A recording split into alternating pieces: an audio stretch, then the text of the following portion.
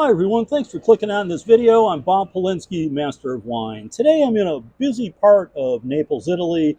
I'm up on the fourth floor of an apartment building. I'm going to shoot the intro and conclusion out at this location. Just going to give you a little feel for what's going on here in the city. Naples is the regional capital of Campagna, home of many indigenous wine grape varieties. This video will focus on one specific variety. Today's video is about a grape variety that produces a wine that I've had from time to time over the years, but quite honestly, I have never given this the attention that it fully deserves.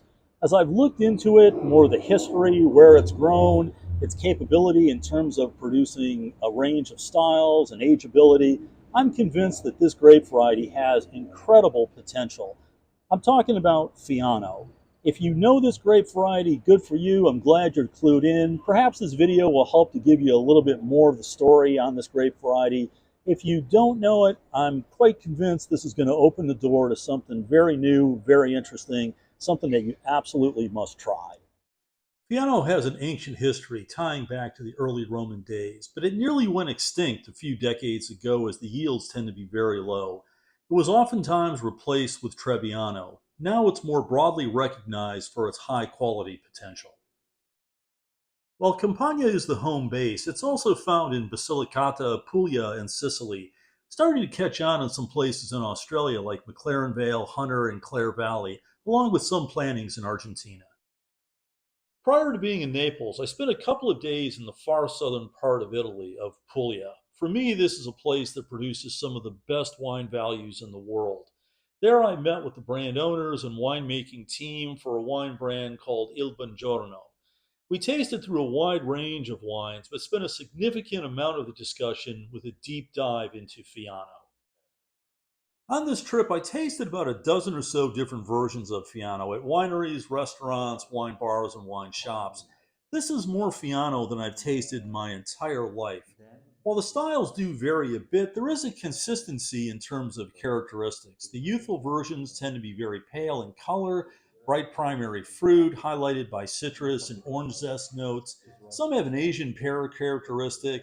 Others have a roasted nutty character reminiscent of hazelnuts. There's a good acidity that forms the backbone of the wine. Most are very well textured. Some even have a slight salty note.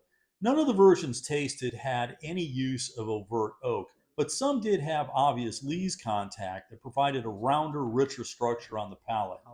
Most showed aromatic complexity and finesse. I liked the wine when it was not overly chilled. This helped to bring out more of an exotic fruit character. Fiano is a grape variety that has thick skins. This helps to resist fungal diseases. It also retains acidity in warmer climates. This might make this grape variety more appealing with climate change. The harvest is usually in late August. Better producers will harvest the fruit at night or into the early morning hours while the temperatures remain cool.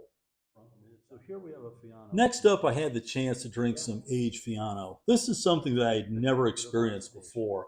All the versions that I've tasted previously have been 2, maybe 3 years old, but there are plenty of claims that this wine ages well for 5 to 7 years or even longer in some situations.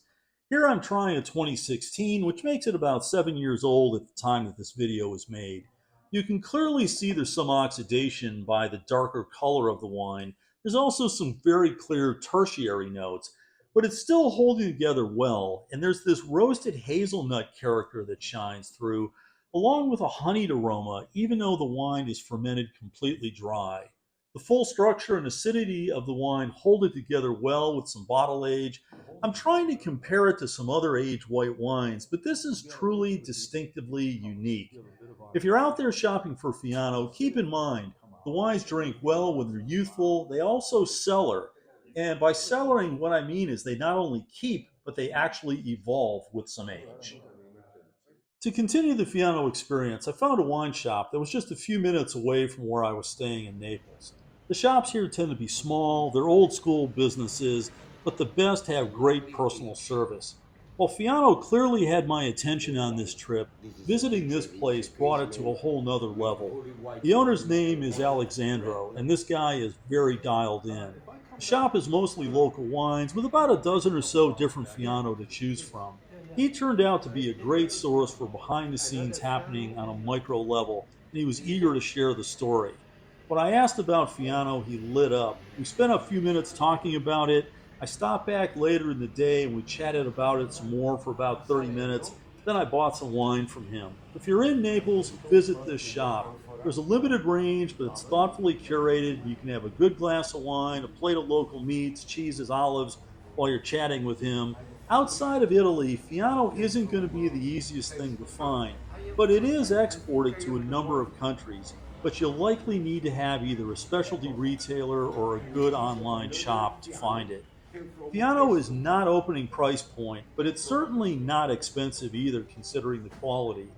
I see it as a bargain as many fall into that 15 to 20 euro range in Italy. In the US, they're generally going to be in that $25 range, some in the low teens. Okay, good. Thank you. Thank you so much. Thank you so much. Thank you. Fiano is mostly associated with Fiano di Avellino in Campagna, where it's had a long history and it's had its own DOCG since 2003. There, the yield maximum is controlled to help maintain quality, and the alcohol levels must be at least 11.5. That's natural alcohol level, but most generally fall in that 13 to 13.5 range. Fiano excels in places with volcanic soils, but I've also liked the versions from non volcanic soils as well. The versions that I've had from Puglia and Sicily are very impressive and likely will grow in the near future. The Aussie versions are also excellent. I've yet to come across any from Argentina. Globally, the plantings of Fiano are increasing, but it's clearly a niche wine at the present time, although the Somme community seems to be increasingly paying attention to it. In terms of wine and food pairings, Fiano is an extremely versatile wine. This is not a thin, washed out style. It can substitute well for Chardonnay, Sauvignon Blanc, or Pinot Gris. Most versions are unoaked and the alcohol level is not too high. The acidity is pronounced enough and the structure is full enough to match well with a broad range of foods. It's a good match with shellfish, fried fish. It's great with fried zucchini blossoms, with creamy seafood dishes, or soft or semi soft cheeses. It's an excellent pair. As always, your support is very much appreciated. If you haven't subscribed, please consider doing so, as it very much does help this channel. Hit that like button, share with your like-minded wine friends. If you have a comment, post it down below. I will do my very best to follow up. I hope you enjoyed this video. Maybe you found something new to drink. You know what I'm going to be drinking tonight. It's going to be some Fiano. Until next time, I'll be somewhere out in the wine world. Cheers.